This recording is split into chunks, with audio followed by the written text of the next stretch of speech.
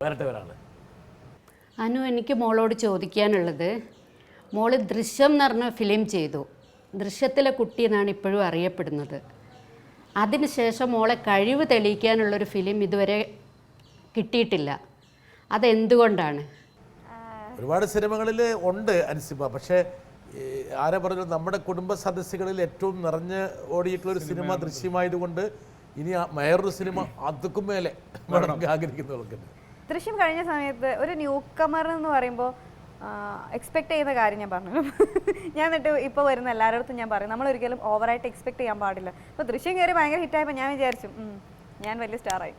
ഇപ്പോൾ വിളിക്കും ശങ്കർ സാർ, ഇപ്പോൾ വിളിക്കും മണിരത്നം സാർ, ഇപ്പോൾ വിളിക്കും, എല്ലാവരും വിളിക്കും, ഞാൻ കുറേ പടങ്ങൾ ചെയ്യാൻ പോവാണ്. അപ്പം ഇങ്ങനെയൊക്കെയാണ് വിചാരിച്ചത്. ആരും വിളിക്കണില്ല.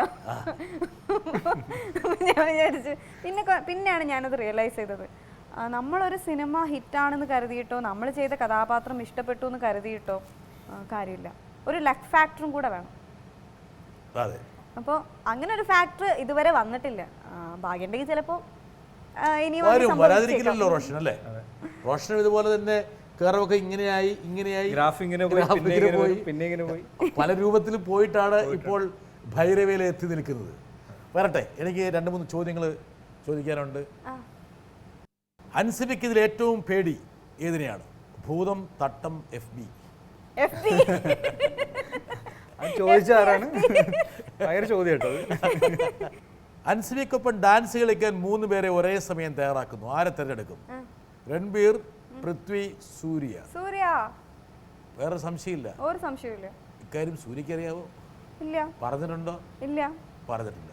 അൻസിബ ഈ ആഴ്ച പറഞ്ഞ ഏറ്റവും വലിയ നുണ എന്താണ്?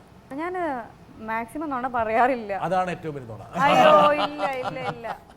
അതാണ് എനിക്കത് കിട്ടാൻ വേണ്ടി തന്നെയായിരുന്നു ഞാൻ പറഞ്ഞത്. Correct Roshan, correct. അടുത്ത്, ഏറ്റവും ഇഷ്ടപ്പെട്ട ഭക്ഷണം? ബിരിയാണി. പാചകം ചെയ്യാൻ നന്നായിട്ട് അറിയാമെന്നറിയല്ലോ. നന്നായിട്ട് അറിയില്ല, അത്യാവശ്യം. പാചകവും നന്നായിട്ട് അറിയാവുന്ന ഒരാളാണ് അൻസിബ. അൻസിബയുടെ ആൾക്കാർ പറയും നന്നായി പാചകം പറയും, നന്നായി സംസാരിക്കും. നന്നായി സംസാരിക്കും. മാത്രമല്ല ഒരു കഥാകൃത്ത് കൂടിയാണ്, നമുക്കറിയാം.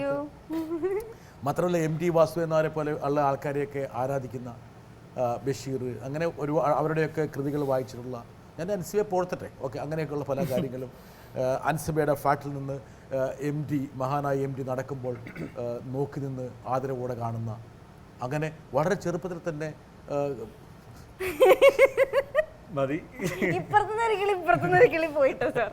നന്നായി ഭക്ഷണം ഉണ്ടാക്കുക.